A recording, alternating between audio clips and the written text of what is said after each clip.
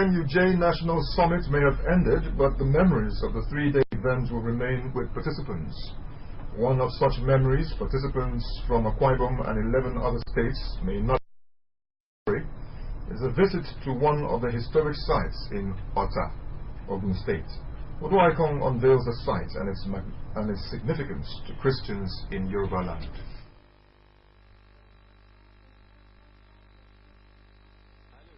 One historic site in Ogun State is the Mission House, an 1842 building of the Cathedral Church of St. James. Located at Ota, the building served as a vicarage for early missionaries to Nigeria. It was there that Samuel Ajayi Crowther, linguist and African Anglican bishop in Nigeria, translated the Bible into the Yoruba language. The visiting journalists were informed by their tour guide that Crowther also compiled a Yoruba dictionary and published a Yoruba version of the Anglican Book of Common Prayer. That is the place where Ajayi Crowther translated the Bible. To the journalists, including the chairman of the Nigeria Union of Journalists in Akwa Ibom, Patrick Albert, the existence of the Mission House built with wood is a development that should be reported and documented. It is good to see an historical monument like this. It serves us as a reminder of where we have come from, the sacrifice of those who had the privilege to come ahead of us, laying the foundation for what we enjoy, not just the Christianity aspect of it. So we're happy to be here to see the home of Ajayi Crowther and other early missionaries who traversed and came to this part. And from here, development came to Ota. I understand this is where Bishop Ajayi Crowther incorporated the Bible into Yoruba, and I guess from there to other languages in Nigeria. It's historical, and it shows that what we've been doing is actually true. And people, everything is wooden. Story building built with wood, just wood.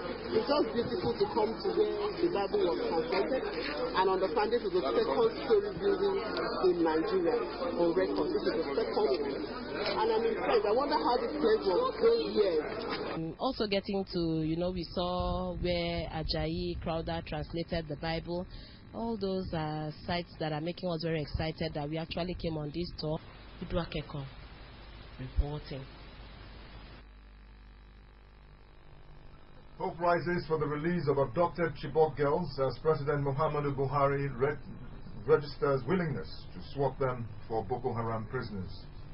Super Eagles camp opens at Godswill Akpabio International Stadium, Uyo. Also, impeachment trial, suspended Brazilian President Dilma Rousseff appears before country's Senate. Stay on with Mercy Ekere for these and other international stories.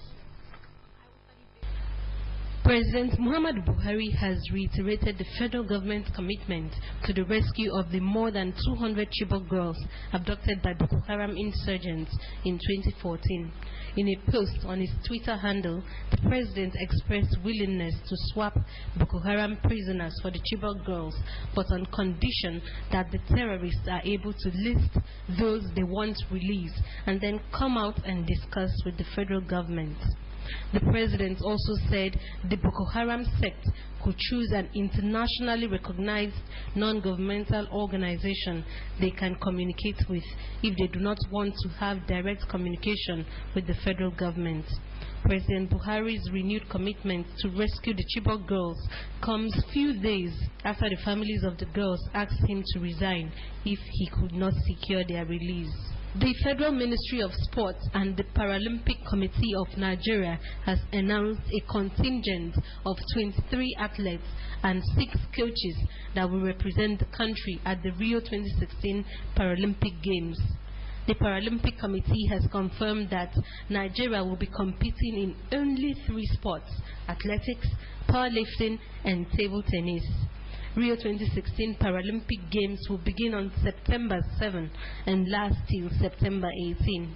At the last Paralympic Games in London 2012, Nigeria won 6 gold, 5 silver, and 2 bronze medals.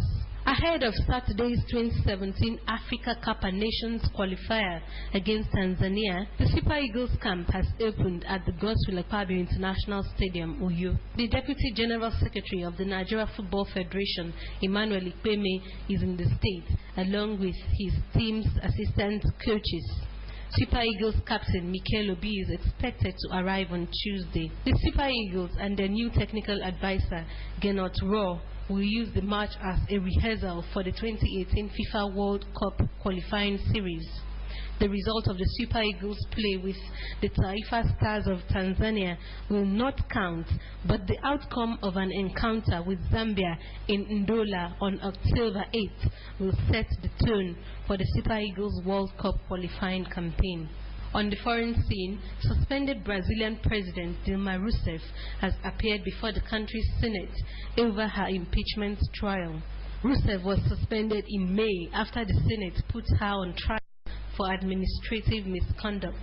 Testifying before the Senate, the embattled Brazil's first female president said she has always believed in democracy, rule of law, the Constitution, has never enriched herself with public funds, and will not go against her beliefs or that of those who elected her. She also said while she accepts criticisms against her, she has not committed any crime against the state. Rousseff had in the past said the impeachment proceedings are a ploy by her political rivals to end the 13 years in power of her left-wing Workers' Party. Senators are due to vote this week on whether to impeach Ms. Rousseff or reinstate her. If Ms. Rousseff is impeached, acting President Michel Temer will serve out her term, which ends in December 2018.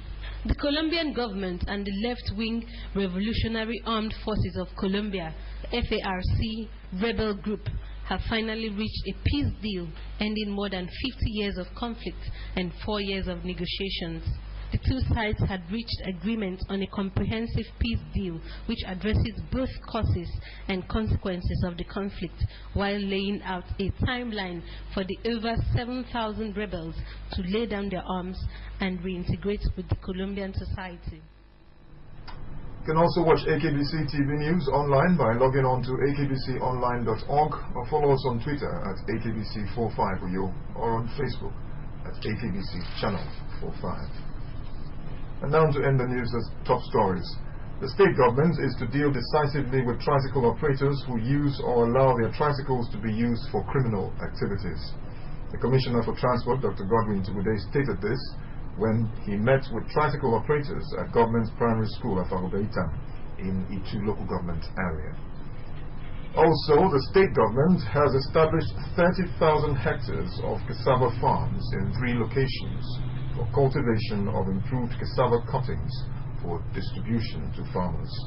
The Chairman, Technical Committee on Agriculture and Food Sufficiency, Professor Edet Udo, announced this while speaking on AKBC Channel 45 Current Affairs program, unveiling the mandate. That's our package. Thanks for watching and have a great Tuesday. Good morning.